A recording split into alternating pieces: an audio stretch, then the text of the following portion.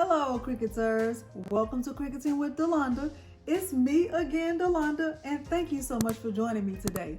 In my last tutorial, I showed you my process for making sublimated leather luggage tags. And during that time, I said in my next tutorial, I would show you how to sublimate a travel pillow. So that's what we're doing tonight.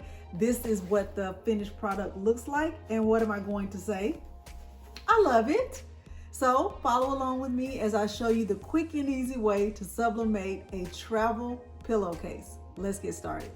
The materials that I'll use for this project include this travel pillow that I purchased from Walmart. It is 14 by 20. This is the pillowcase that I purchased. It is also 14 by 20 and it is 100% polyester. It's called Alleries. I'll use my Hippo Sublimation ink, A-Sub sublimation paper, Cricut brand heat resistant tape. I'll use my heat resistant gloves, and I'm using my StarCraft 12 by 15 8-in-1 swing away heat press, and my printer is an Epson EcoTank 2760, and I'm using a design that I purchased as a Plus member from Design Bundles. Okay, without further ado, let's head on over to Microsoft Word after I show you how I download the file from Design Bundles.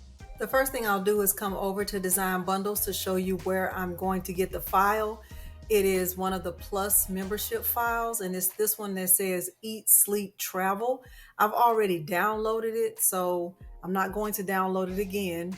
But now that I have it downloaded, I'm going to go to Microsoft Word. When I open Microsoft Word in a new blank document, my document right now is in portrait mode. I'm going to go to layout and change the orientation to landscape mode. And then I'm going to go up here to where my margins are. That's my heat press letting me know that it's ready.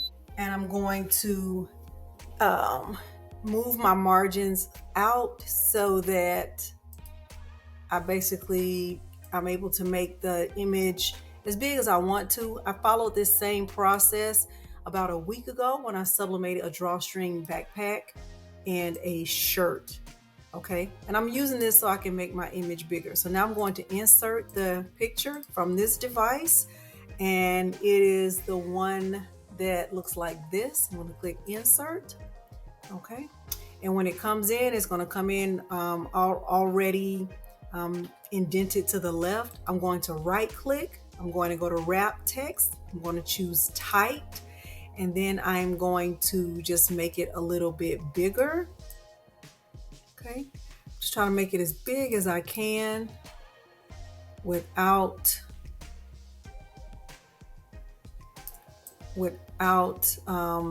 warping the image at all. I'm not changing the ratio of the image. Okay, so that's as big as I can get it. Now I will go to File. I will click Print. My Epson 2760 is the printer that I'm going to choose. I'm going to go to Printer Properties. I'm going to go to Mirror Preset. I'm going to choose OK, and then I'm going to click Print. Everything that I'll do from here will be back on the camera. While my heat press is heating up to 400 degrees, I'm going to take my lint roller and just go over the pillowcase with the lint roller. Okay. And let me just show you this pillowcase that I was very excited to find. It is 100% polyester. I have my image printed out. As always, what I'm going to do is just let it sit right here on the heat plate and make sure that my ink is completely dry. I'll let it sit there for about a minute or so. After a minute, I'll come back and I'll show you how I'm going to get this pressed. Okay, I'm going to remove the image from my heat press, and I am going to add a little bit of heat to my pillowcase.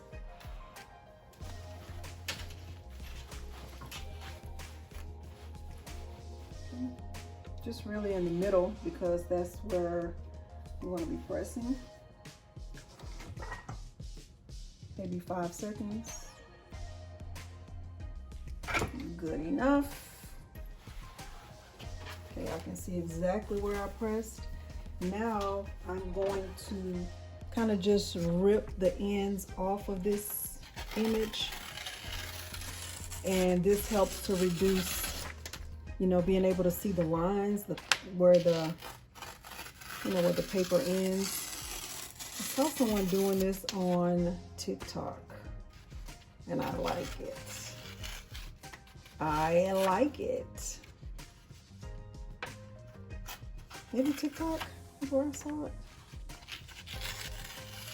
Try to find it again.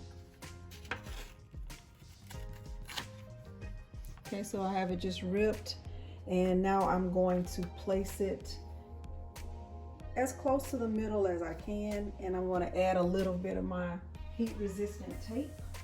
Using my Cricut heat resistant tape, I will make sure it's linked down below, as well as the tape dispenser. And just add a few pieces of tape. I think 3 is enough.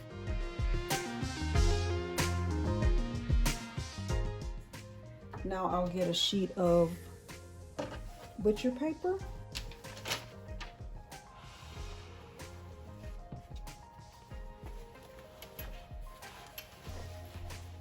That looks good. I know it's going to look good. All right, and I will press this 400 degrees for 60 seconds.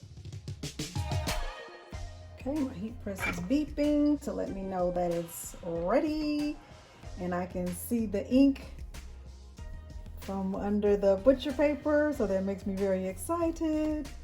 Let me see. Let's see, let's see, let's see, let's see. Let's see. Ooh, look at that. Let me go ahead and turn this off. Look at how beautiful that is. Look at how beautiful that is. I love it. I love it. All right, let me get the pillow put in, and I will come back and share my final thoughts.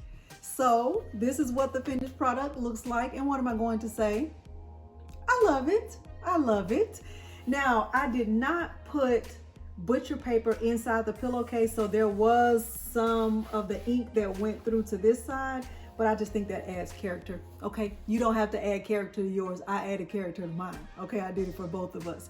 All right, in my next tutorial that is coming up very shortly, within the next day or so, I will show you my process for adding heat transfer vinyl to burlap.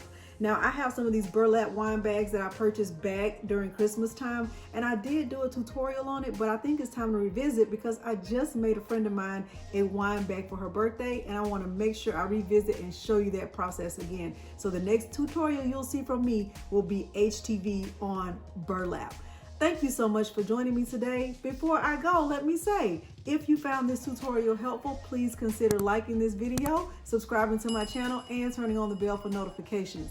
Thank you so much for joining me today, and thanks for watching. Bye.